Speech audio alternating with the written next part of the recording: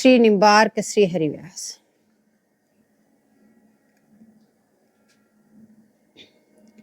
आचार्य चरण निवेदन कर रहे हैं, निरंतर लालसा होनी चाहिए। लालसा के बिना इस रस की प्राप्ति नहीं हो सकती। बोले कि ललिता दिन को सेवा प्राप्त है, भावना में भी सब आचार्य को सेवा प्राप्त है, फिर भी उनको संतोष नहीं है, क्योंकि प्रेम का स्वरूप इतनी है। प्रेम ही उसे कहते हैं कि जितनी सेवाएं प्राप्त हो उतने ही उत्कट लालसा हो और उसमें उसका अभाव महसूस हो। यदि निरंतर सद्भाव ही अभाव नहीं है तो वो प्रेम नहीं है। निरंतर अभाव महसूस होना चाहिए, क्योंकि विधिराज की सेवा में संतोष हो सकता है लेकिन प्रेम की सेवा में नहीं। तो जहां प्रेम का सागर है वह ममता और लालसा रूपी लहर अवश्य चलेगी। तो श्री भरदेवाचार्य जी महाराज कह रहे हैं, निसी दिन लगी रहो यह लालस, श्यामा श्याम चरण की सेवा बिना आनसो उपजो आलस, कहत सुनाय सुमनवच क्रम करी उरजी रहो जिय जुग जस जालस, जय श्री भट्ट अगट घटना में ढरो सदा मन मोर सुढालस। बोले निसी दिन लगी रहो यह लालस, रात्रि दिन ये लालसा लगी रहनी चाहिए कि श्यामा श्याम चरण की सेवा बिना आनसो उपजो आलस।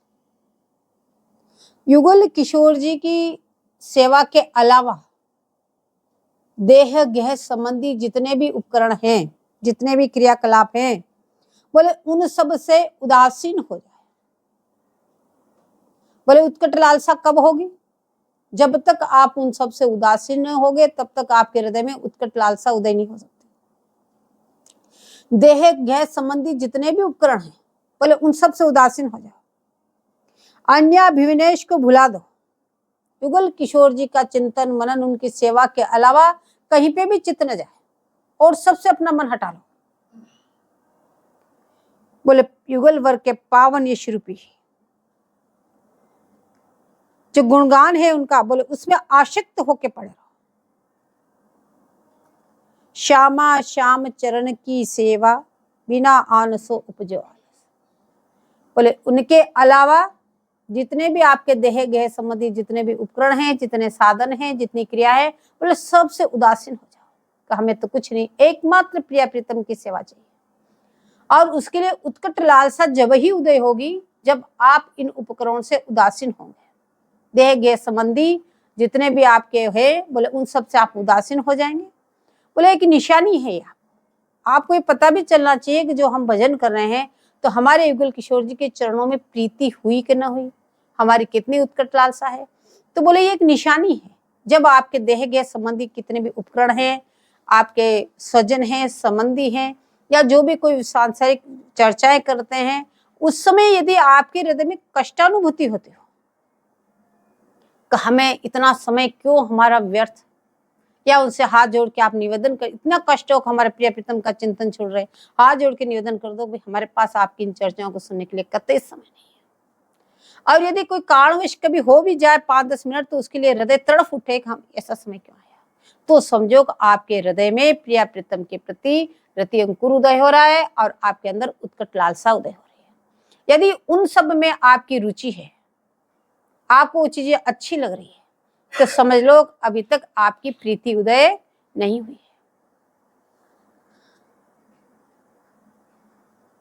तो युगल किशोर जी के पावन यश रूपी जाल में आसक्त होके पड़े हो। कहत सुनाय सुमन वच क्रम करी उरजी रहो जिय जुग जैसे जालस। युगल किशोर जी के जो पावन रूपी यश है, बोले यश को, उस यश में निरंतर डूबे रहो, निरंतर उनका चिंतन बने। कहने का तात्पर्य युगल किशोर जी के स्मरण के अलावा आपको देह गे तत संबंधी जो भी संबंधी हैं, जो भी स्वजन हैं, जो भी उनके उपकरण हैं, उन सब का भान ही न रहे।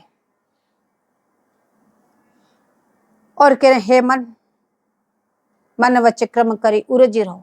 मन से भी, वचन से भी और क्रम से भी, जैसे कल बताया, मन से निरंतर चिंतन करते रहो, शरीर से निरंतर प्रकट सेवा करते रहो, वाणी से निरंतर नाम जपते रहो, तो अवकाश ही कहाँ मिलेगा।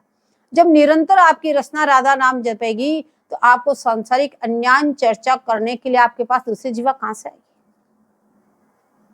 बोले इस प्रकार से निरंतर आप उनमें, बोले हे मन श्री श्यामा जी के सौंदर्यता के सांचे में ढलकर, अब आचार्य चरण मन को संबोधित करते कह रहे हैं कि युगल किशोर जी के जो चरण कमल है, उनका मंगल विग्रह है, उस सांचे में अपने मन को ढाल। किसी सांचे में कोई वस्तु ढाली जाती है तो वही आकृति वो ले लेती है। बोले अपने मन को वही आकृति दे दो, निरंतर उसी सांचे के चिंतन करें। बोले चिंतन करते करते उनके समान, उनके उपयुक्त आप उनकी सुंदर सखी बन जाओगे। अगर इस प्रकार से चिंतन किया तो उनके समान ही उनके सेवा करने के लिए उपयुक्त, बोले सुंदरी सेविका बन जाओगे। बोले उनके समान ही सुंदरी सेविका बन जाओगे। तो श्री श्री भरदेवाचार्य जी महाराज कह रहे हैं, मन वचन क्रम से कहते हैं, हे वृत्तजनों, हे साधक जनों, सावधानी से इस बात को सुनना। बोले ऐसे जगत जाल में पड़े हुए जीवों को, इन कलिहत प्राणियों को स्वामी जी के सौंदर्य के सांचे में ढलकर उनके समान सुंदर सेविका बना लेना, ये कैसी अघट घटना है, जो कभी न घटने वाली घटना। ऐसे कलिहत प्राणी, बोले जो केवल चिंतन मनन से स्वामी जी के सांचे में ढलकर उनके समान ही सेविका बन जाना, ये कितनी बड़ी एक न घटने वाली घटना है, अघट घटना। बोले ऐसी घटना अन्यत्र न तो कहीं देखी गई न सुनी गई। जिनका रूप देखने मात्र से उनके समान ही रूपवती बन जाए। बोले प्रिया जी के दर्शन कर लिए तो उनके समान ही रूपवती बन जाए। बोले ऐसी घटना, बोले और क्या हो सकती है। मन सुढाल में डरो, जियो जो परो यश जाल। बोले इस मन को सुनकर सांचे में आपको ढालना है। बोले कैसे ढालना है? बोले जैसे लाल जी ने अपने मन को उस सुंदर सांचे में ढाल रखा है।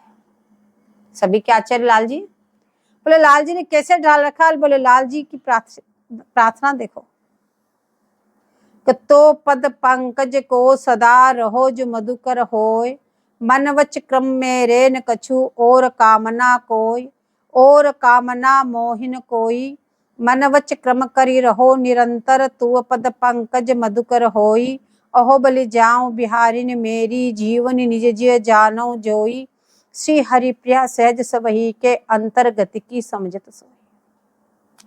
अब इसमें लाल जी की उत्कट लालसा देखो।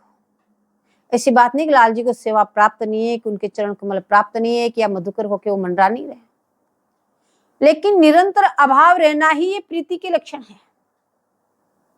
सब कुछ प्राप्त होते हुए ही निरंतर अभाव रहना। तो बार बार प्रार्थना कर रहे हैं कि तो पद पंकज को सदा रहो जो मधुकर हो। हे स्वामी जी, आपके चरण कमलों पे मैं मधुकर होके मंडराता रहूं। मन वच क्रम में रे न कछु और कामना को। मैं आपको सच सच बताता हूं, मेरे हृदय में, मेरे मन में, मेरे क्रम में इसके अलावा और कोई इच्छा ही नहीं, कोई लालसा ही नहीं है।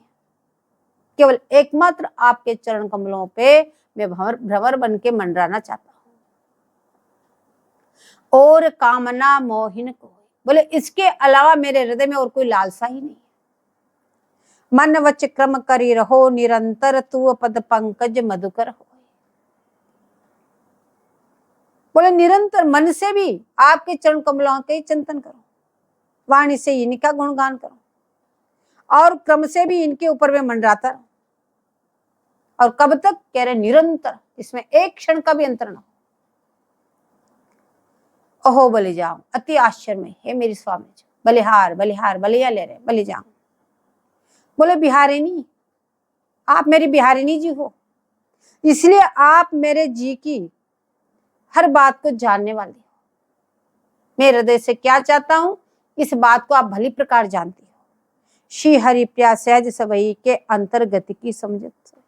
आप तो सहज स्वभाविक सबके अंतर्गति को बात जानने वाली हो।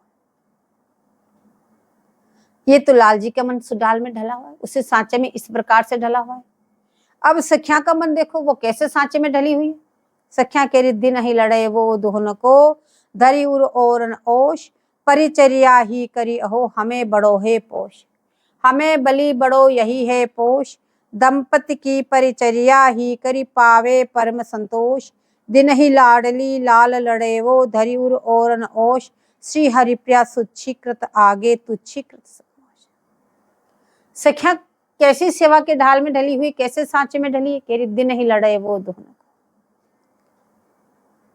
धरी उर और परिचर्या ही करी अहो हमें बड़ो है पोष।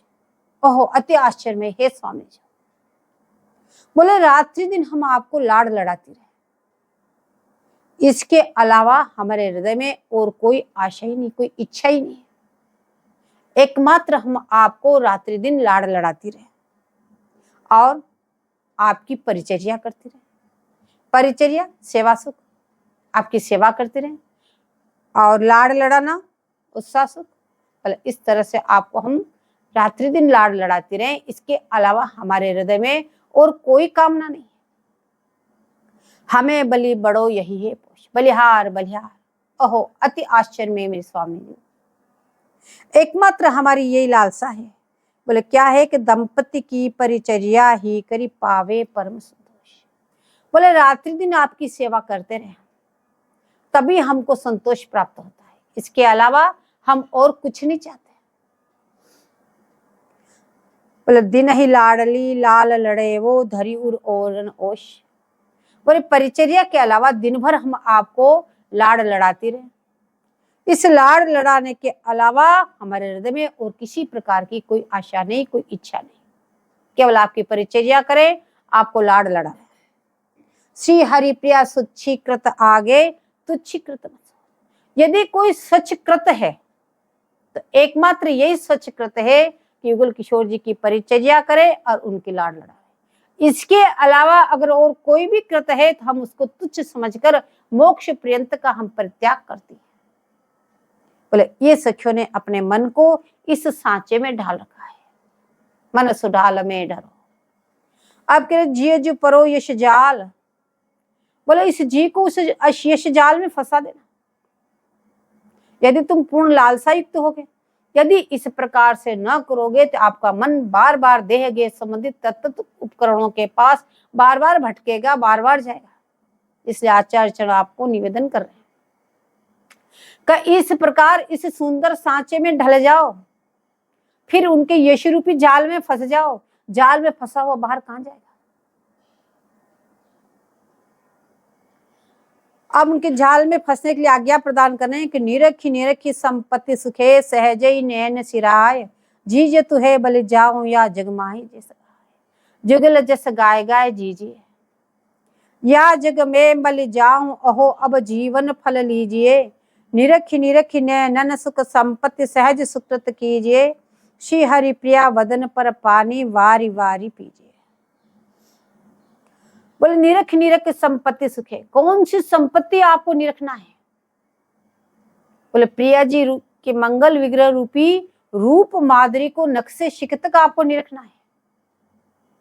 आपको वृंदावन के अंदर योगपीठ के अंदर प्रियालाल को नक्शे शिख तक निरखना है, यही संपत्ति को निरखना है। निरखी निरखी संपत्ति सुख है।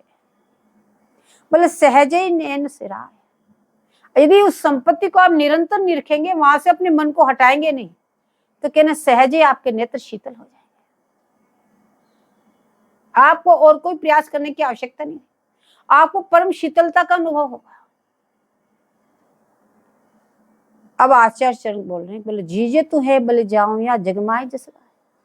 बोले ऐसे घोर कलिकाल में ऐसे भी लोग हैं जो उस संपत्ति को निरखते हुए और उनका गुणानुवाद करते हैं।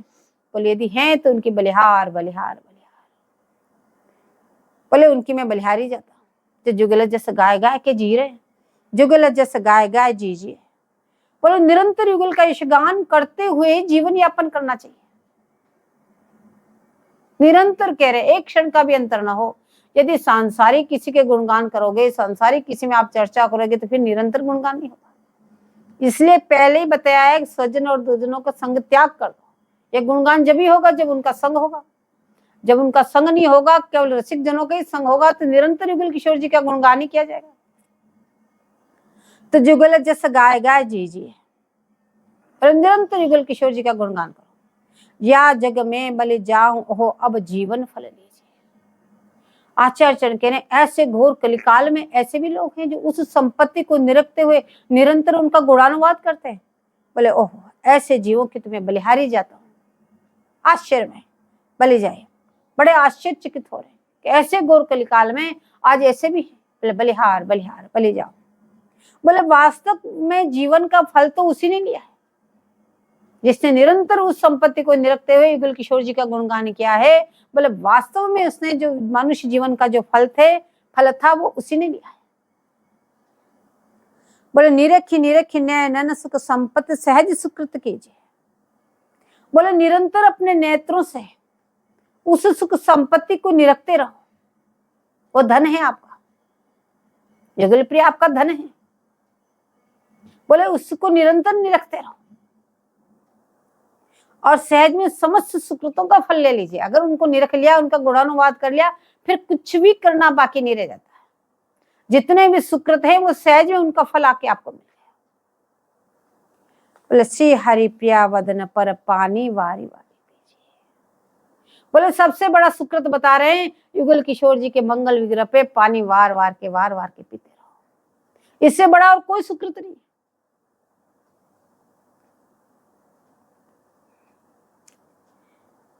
अब लालच पद युग लाल, आपकी लालसा कैसी होनी चाहिए? उत्कट लालसा।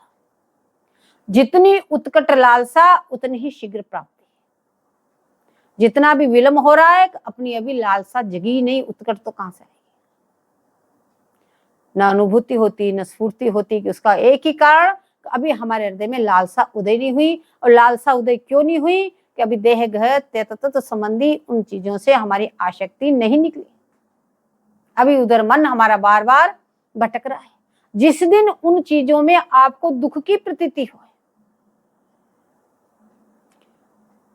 यदि जो कोई आपका वजन छुड़ाने वाला कोई भी आपके पास आ जाए, चाहे वो आपका कितना ही स्वजन संबंधी क्यों हो, जिस दिन उनको देख के आपके हृदय में दुख की प्रतीति हो कि क्यों हमारा ये वजन छुड़ाना है,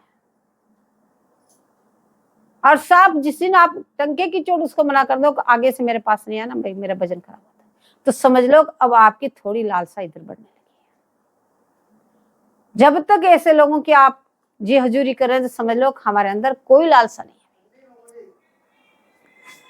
तो कह रहे कि अब सार्थक साधक की प्रार्थना की उत्कट लालसा को दिखा रहे हैं। कैसी उत्कट लालसा होनी चाहिए आपकी?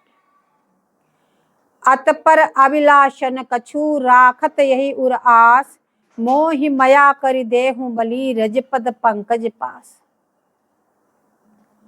मोहि मया करि देहु दयानिधि परिचर्या पद पंकज की, अतपर ओरन कछु अभिलाषत राखत उर आशा रज की।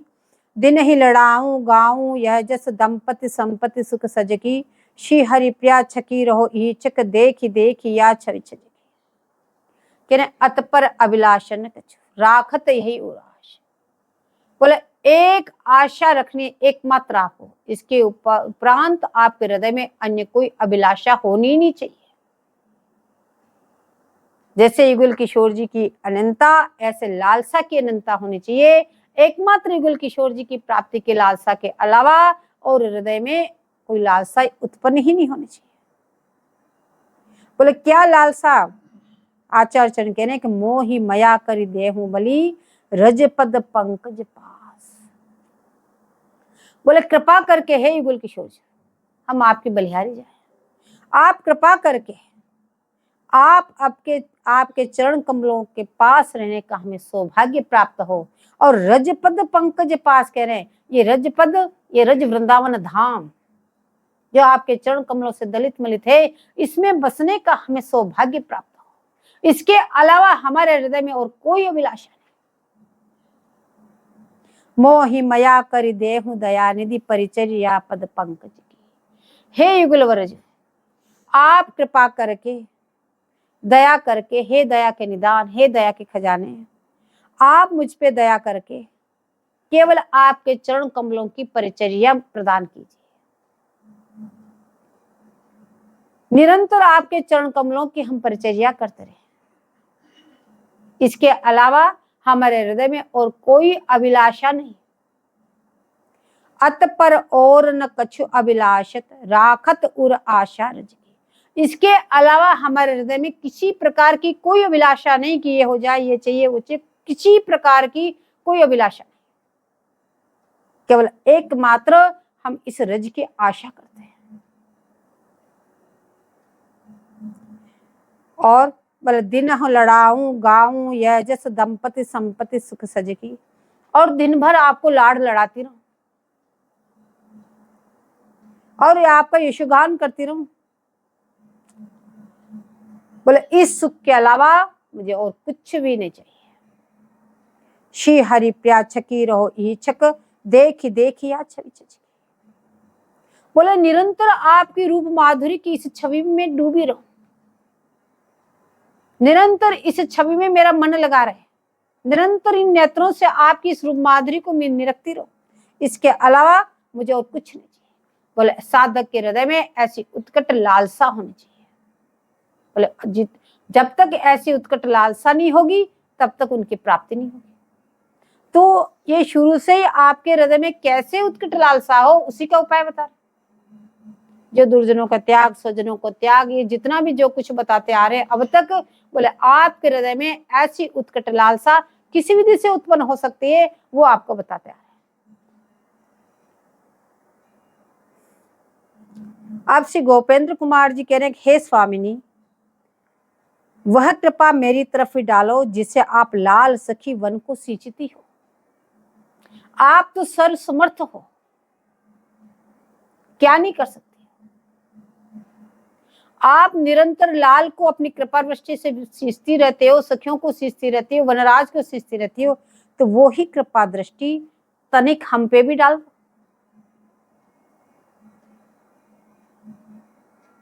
ऐसे ही पत्रावली रचना करने की सेवा, स्नान के पीछे श्रृंगार के लिए, बोले हितूर जी के हृदय में, श्री जी महाराज के हृदय में लालसा उदय भाई, इसलिए कह रहे पत्रावली रचित।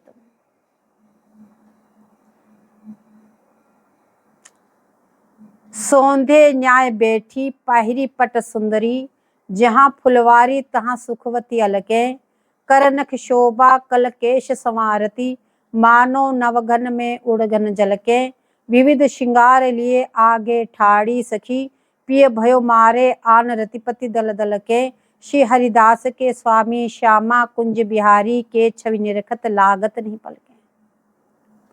बोले ऐसी रूप माधुरी में डूब जाओ। बोले कैसी रूप छटा खिली है इस समय। सौंधे न्याय बैठी, फुलेल के जल से स्नान करके विराजमान हुई, पाहिरी पट्ट सुंदरी, एक श्वेत वस्त्र धारण करके कहाँ विराजमान हुई, अपने केश कलापों को सुखाने के लिए। कहाँ है वो? बोले जहां फुलवारी तहां सुखवती अलके। फुलवाड़ी में जाके विराजमान हुई और वहां पे अपने केश कलापों को सुखा रही है। बोले उस रूप माधुरी में अटको। अभी भी स्नान कुंज से बाहर आए फुलवाड़ी में, एक श्वेत वस्त्र धारण है, बगरित केश कलाप है, और बगीचे में जाके विराजमान हुई केश कलापों को सुखाने के लिए। बोले क्या छवि छटा है। करनख शोभा कल केश संवारती, मानो नवघन में उड़गन झलके। बोले वाम हस्त की नख की अंगुली से केश सवारी, अंगुलों से एक एक को अलग करे सुखाने के लिए करते हैं दूध। बोले ऐसे वाम हस्त से उन बालों में केश को संवार रही है। और साथ में जो सखियां हैं ललिता आदि, बोले वो सब श्रृंगार की सोच लेके ठाड़ी है, साथ में चल रही है। अब ऐसी शोभा खिली केश संवारते समय, एक मानो नवघन में तारे चमक रहे हो। नवघन केश कलाप हो गए और ये नखचंद्र तारे जैसे कि उसमें नवघन में तारे चमक रहे हो, ऐसी सुंदर की शोभा खिली। अब कह रहे हैं साधक को जरा अपने मन को वहां ले जाके अटकाओ तो सही, उस रूप माधुरी में फंसो तो सही, वो कैसी सुंदर लग रही है इस समय। ध्योत मंगल विग्रह है, किसी प्रकार का कोई श्रृंगार नहीं है, और कैसी मुखारविंद की एकदम ध्योत शोभा खिली हुई है, उस पर कैसी अलकावली छुटी हुई है। और शम्य अपने हाथों से वो कैसे अपने बालों को सुखा रही है और कैसे उसमें वो तारे चमक रहे हैं। बोले साधक अपने मन लगाकर उसमें उलझाए तो सही।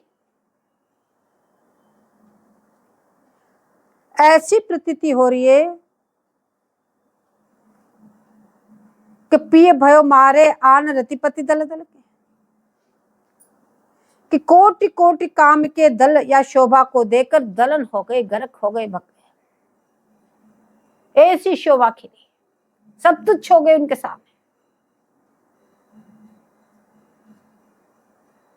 बोले विविध श्रृंगार लिए आगे ठाड़ी सखी, अनेक प्रकार के श्रृंगार बोलो सखियों की रूप माधुरी में अटको। कैसे युथेश्वर जी ठाड़ी, कैसे गुरु रूपा जी ठाड़ी, कैसे हितोहरी प्रिया जी ठाड़ी, क्या क्या उनके हाथों में श्रृंगार है, आप इस वहां कैसे खड़े। बोले इन सब रूप माधुरी में अपने मन को अटकाओ। अभी क्या करते श्रृंगार को स्नान कुंज से जड़ श्रृंगार कुंज में पधारो और बहुत जल्दी कर करा के फिर फ्री हो गए, समय मिल गया किसके लिए, देह गेह तत संबंधी उसमें मन दिलाने के लिए। तो यहाँ कह रहे कि नहीं, ऐसी एक एक चीज में अपने मन लगाओ तो आपको समय कहाँ मिलेगा। जब समय मिलेगा इन क्रियाओं से जब भी तो मन दूसरी जगह भागेगा। जब समय नहीं मिलेगा तो मन जाएगा कहाँ। श्री हरिदास के स्वामी श्यामा कुंज बिहारी के छवि निरखत लागत नहीं पलके। बोले इस छवि को निरंतर निरखते रहो।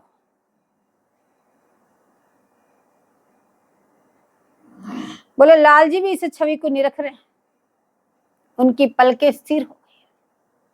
बोले आप भी अपने मन को ले जाके वहां अटका दो। अब आचार्य चरण निकुंज से आते हैं, जो भी आचार्य सब निकुंज से प्रकट होते आते हैं। तो आचार्य चरण इस सुख संपत्ति को निकुंज में देख कर आए, इसलिए यहाँ पे भी वो यही संपत्ति चाहते हैं। केशर कस्तूरी आदि लेकर के कुछ और कपलों पर पत्रावली की रचना करना चाहते हैं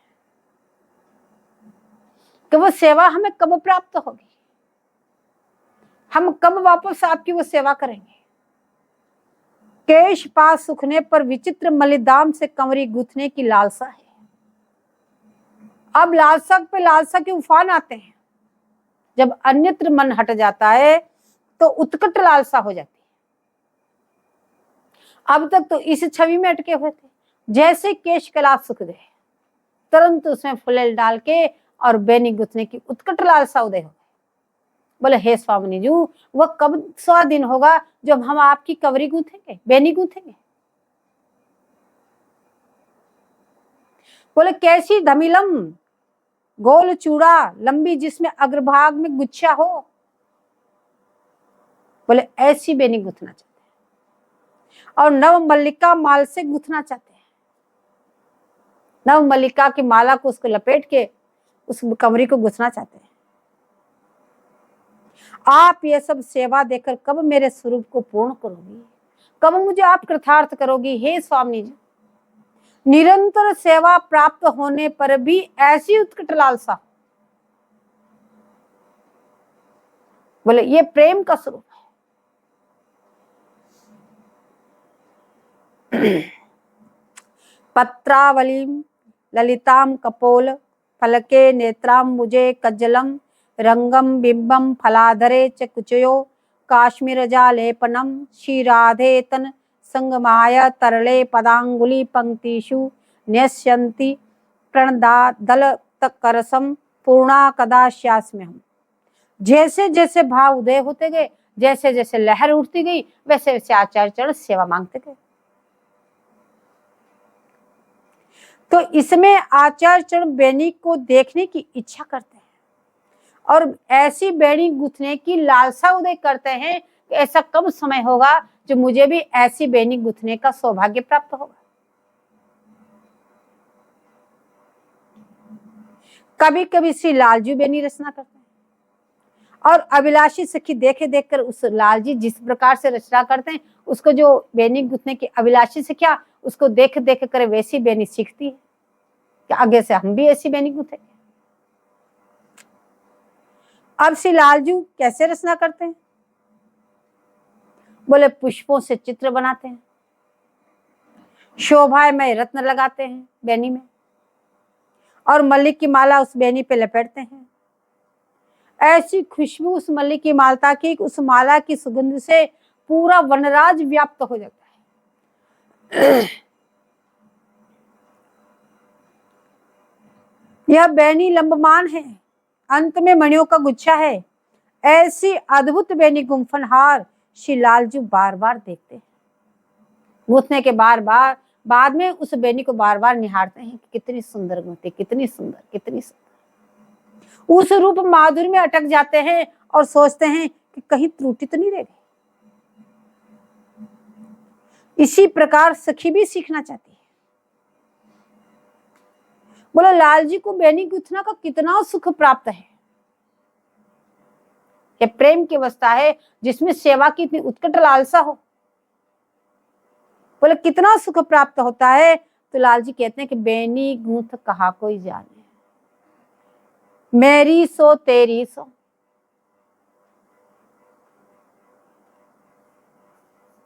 बिच बिच फूल श्वेत पितराते, को करी सके एरी सो। बैठे रसिक समारन बारन, कोमल कर कही सो। श्री हरिदास के स्वामी श्यामा कुंज बिहारी, नखसिक लो बनाए दे काजल नखही सो। अब लालजी इधर में विनती कर रहे हैं, हे स्वामी जी बेनी गूंथ कहा कोई जाने। बोले मेरी सी तेरी सो। तेरी सो सौगंध खाते हैं, सौगंध खा के कहता हूं कि मेरी सी बेनी कोई कहा गूंथ जाने।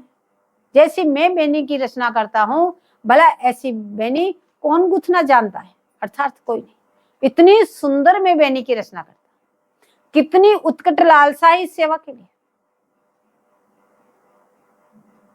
क्योंकि ये सेवा लेना चाहते हैं, इसलिए अपने आप को सबसे श्रेष्ठ बता रहे हैं कि मेरे समान बेनी को गूंथना ही नहीं चाहते।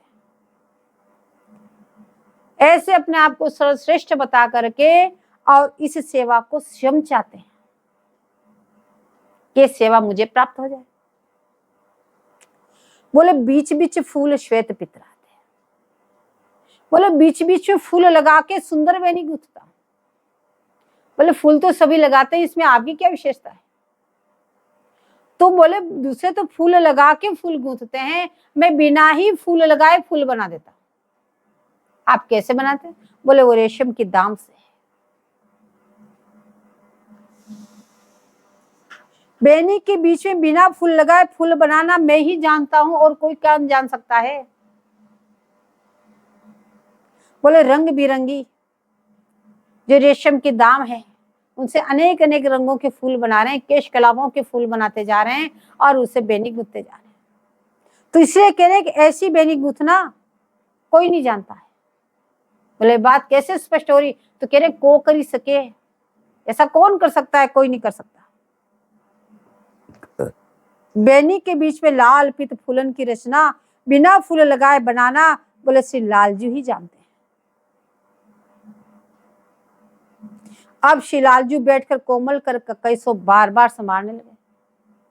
कर ककई कहते हैं, उससे उन बालों को संभालने लगे और गूंथने लगे। तो सखी देखने लगी कैसी बेनी गूंथ रहे।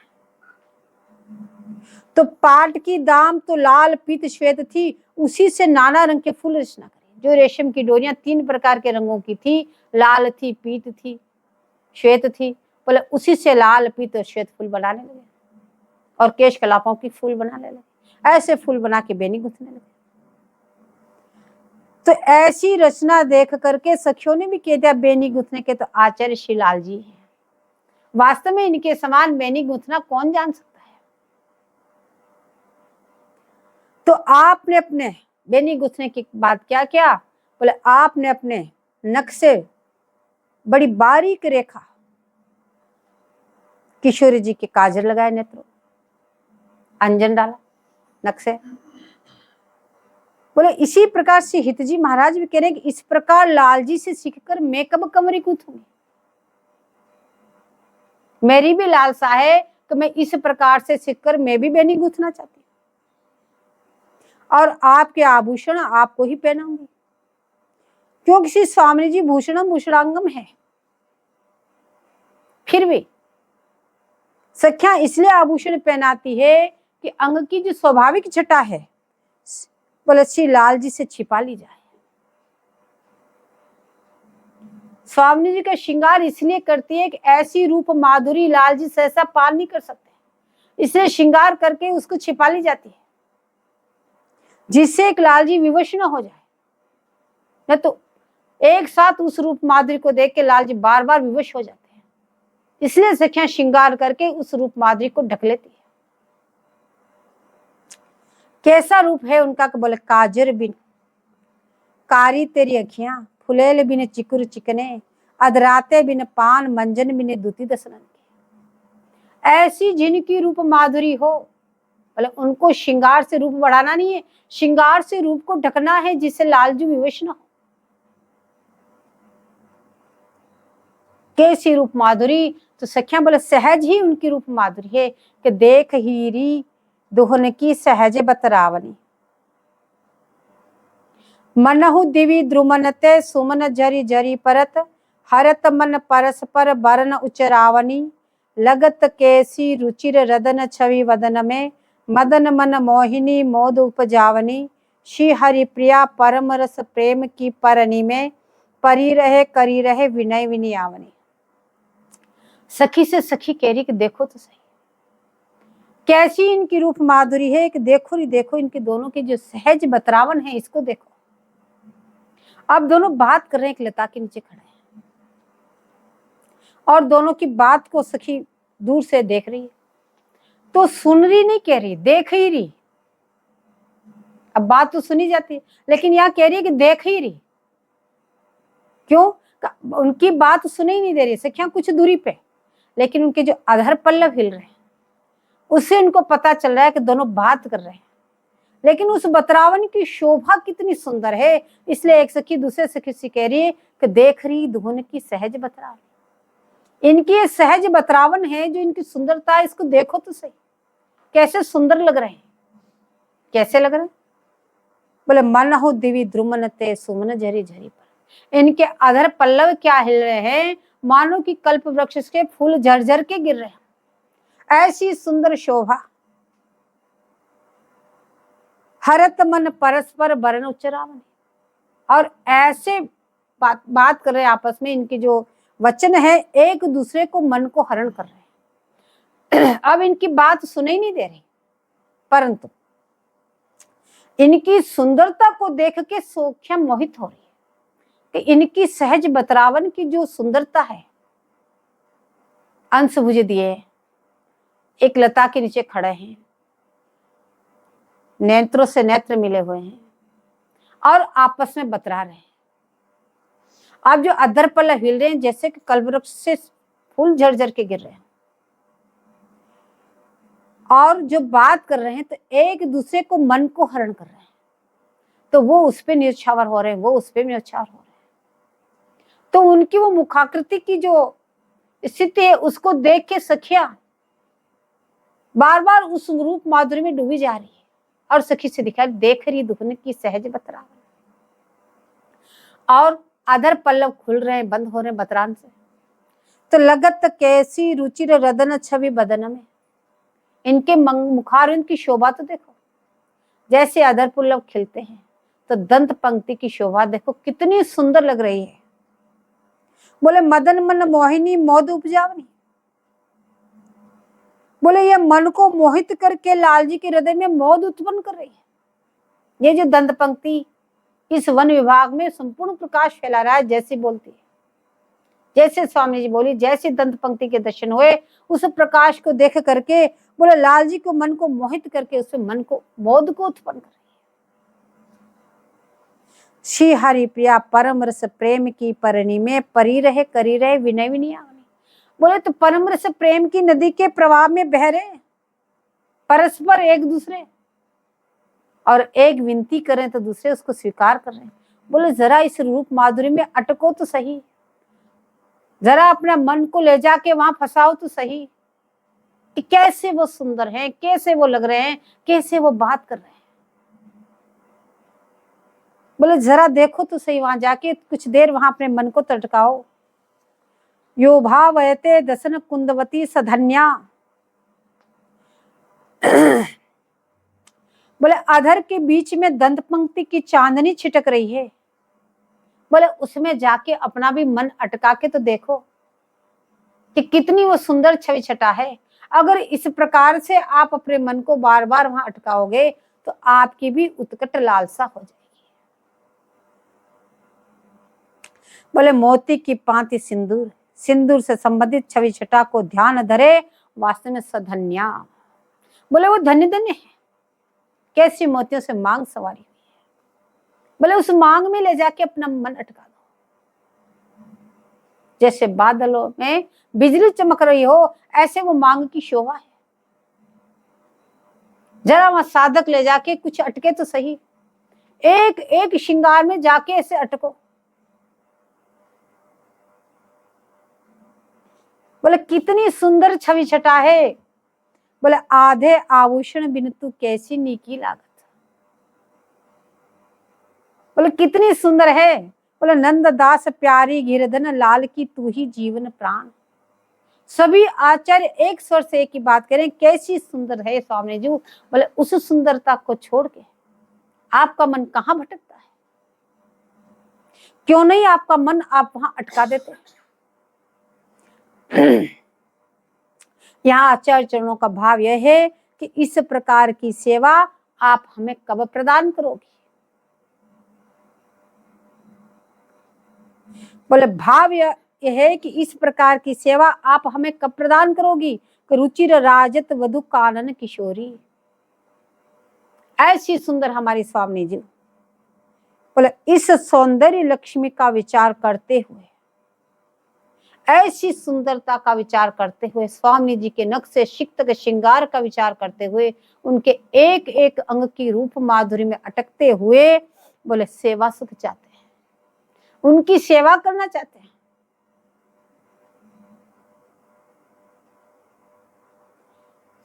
ऐसे उनकी रूप माधुरी में अटक के सेवा करोगे तो ही उस रूप के दर्शन होंगे।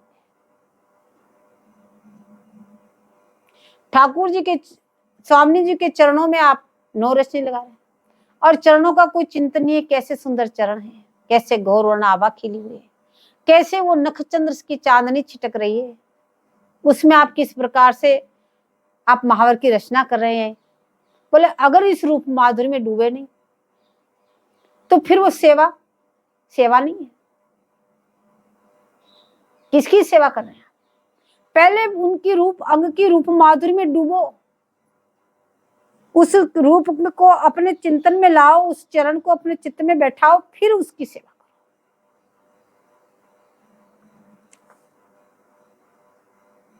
सखी स्वामी जी की सेवा से सुखी है। सखियों का सुख ही है कि वो निरंतर स्वामी जी की सेवा करें। अपनी श्री प्रिया जी की सेवा करके ही सखियां सुखी रहती है, और कोई सुख तो उनका अपना है ही नहीं, और सुख को सखियां जानती नहीं कि और भी सुख कोई है। केवल स्वामी जी की सेवा करना ही उनका सुख है। और श्री स्वामी जी लाल जी के प्रेम से सुखी, और श्री लाल जी प्रिया जी के रूप से सुखी। बोले यहाँ निकुंज में प्रेम का यही ठाट बाट है।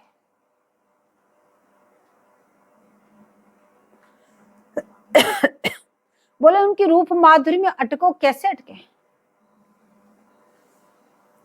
ब्रज नव तरुणी कदम मुकुटमणि श्यामा आज बनी, नख शिकलो अंग अंग माधुरी मोहे श्याम धनी, यो राजत कवरी गुंथित कच कनक कंज बदनी, चिकुर चंद्रिकनी बीच अर्ध विधु मानो ग्रसित फनी, शोभग रस सिर शवत पनारी पिय सीमंत ठनी, भ्रगुटी काम को दंड नेम सर कज्जल रेख अनी, तरल तिलक ताटंक गंडवर नासा जलज मनी, दसन कुंद सरसाधर पल्लव प्रीतम मन शमनी, चिबुक मध्य अतिचारु सहज सखी सांवल बिंदुकनी, प्रीतम प्राण रमन संपुट कुछ कंचुकी कसिब तनी, भुज मृणाल बल हरत वलयुत परस सरस शवनी, श्याम शीश तरु मनो मीड़वारी रुचि रुचिर रवनी, नाभि गंभीर मीन मोहन मन खेलन को रदनी कृषकटि प्रथु नितंब किंकनी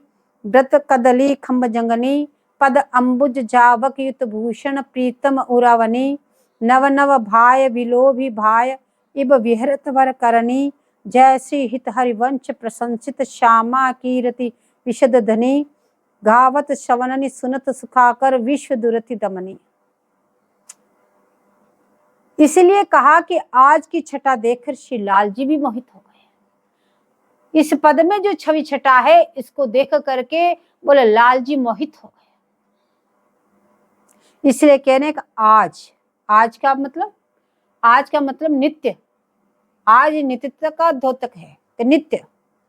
इस माधुर्य श्री लाल जी को मोहित कर सखी अपनी श्रृंगार सेवा सफल मानती है। जब स्वामी जी का सखियां श्रृंगार करती है, उस श्रृंगार को देखकर यदि लाल जी मोहित हो जाए तो सखियां अपना श्रृंगार करना सफल मानती, हम सफल हो गए श्रृंगार।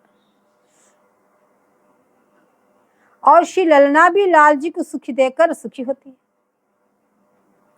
प्यारी जी मुझे देख के, लाल जी इसको देख के सुखी हो रहे हैं तो प्यारी जी भी सुखी होती है। लाल के सुख देखकर प्यारी जी सुखी होती है। बोला जैसे सखी ने कंवरी गूंथी है, बैनी गूंथी, उस बैनी की शोभा तो देखो। बोला कैसी उनकी भौं चढ़ी है, उसकी उपमा नहीं। बोले पहले तो स्वामी जी की जो बैनी गूंथी सखियों ने उस शोभा में अटको। कैसी सुंदर बैनी गूंथी हुई और कैसे उसमें फूल लगाए हुए, मल्ली की माला लपेटी हुई है और कैसे नीचे हीरों का गुच्छा लटक रहा है। फिर स्वामी जी की भौं को देखो। बोले कैसी सुंदर भौं है जो चढ़ी हुई है धनुष की तरह। बोले इसकी तो कोई उपमा ही नहीं। बोले केवल देखते ही बने आवे, बस वो तो दर्शन करने वाले ही जानते हैं कि उनकी भौं कैसी है। और कमलवत मुख की छटा तो देखो कितनी सुंदर है। पीठ पर कंवरी की छटा उमड़ रही है। उस बैनी की छवि छटा तो देखो, पीठ पे कैसी सुंदर वो लहरा रही है। मानो बैनी ने आधे चंद्रमा को निगल रखा है। मुख चंद्रमा, ऊपर केश कलाप।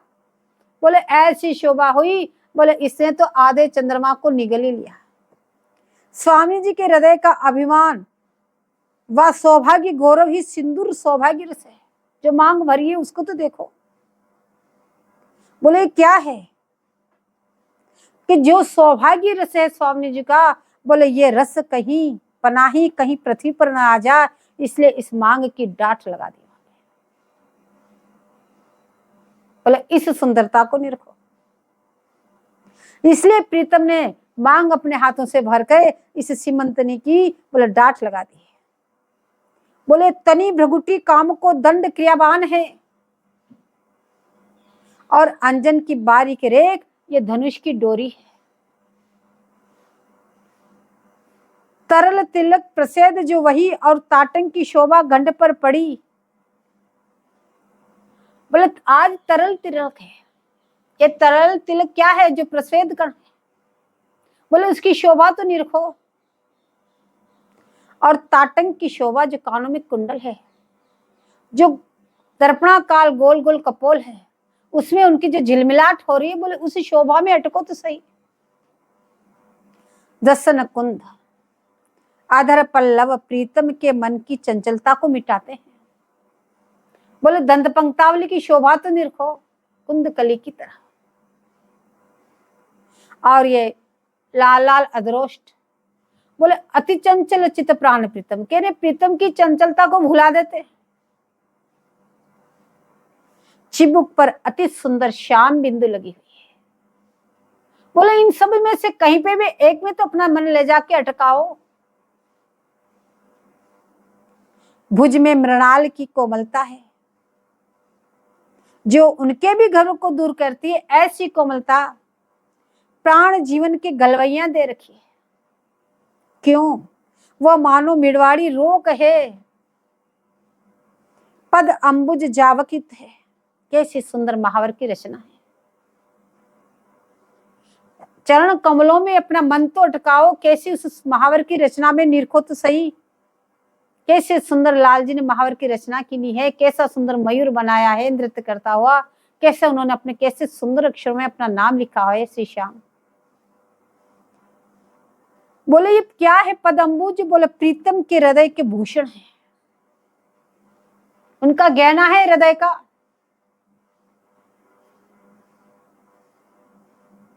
बोले प्रशंसित, श्री स्वामी जी ने प्रशंसा की और लाल जी ने भी प्रशंसा की और सखी ने भी इस श्रृंगार की प्रशंसा की। इसे विशद और गहराई इतनी कि जितना रूप माधुरी का वर्णन है, जितना रूप माधुरी का वर्णन है और जितना आप उसका चिंतन करोगे उतना ही आप उसमें डूबोगे। बोले कैसा रूप माधुरी है, जो इस रूप माधुरी का गान करे, जो इस माधुरी को सुने, बोले वो वही हो जाए, उसका भी रूप वही हो जाए। बोले ऐसे इस रूप माधुरी का प्रभाव है। बोले ये रूप कैसा है, सब विश्व के दुख को दमन करने वाला है। बोले आपका तो क्या, संपूर्ण ब्रह्मांडों के दुख को नष्ट करने वाला है। लेकिन कोई करे तो केवल सुनने मात्र से काम नहीं चलेगा, कोई अपना मन ले जाके वहां अटकावे तो सही कि कैसी सुंदरी हमारी स्वामिनी जी है। बोले इसी तरह है स्वामिनी जी, आप मेरे द्वारा पत्रावली की रचना की कब प्रशंसा करोगे, कब मैं आपकी बेनी गुथूंगी, कब आप वो बेनी सबको दिखाओगी कि देखो कितनी सुंदर बेनी गुथी है।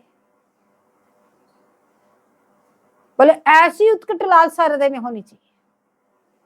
जय जय श्री हरिव्यास।